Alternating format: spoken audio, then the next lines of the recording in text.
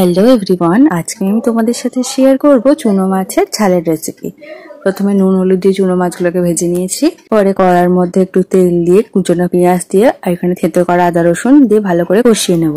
একটু ভালো করে ভেজে নিতে হবে। এরপরে কুচি করে রাখা আলুগুলো দিয়ে দেবো। দিয়ে ভালো করে একটু ভাজা হয়ে যাওয়ার পরে এখানে টমেটো কুচি দিয়ে দেবো।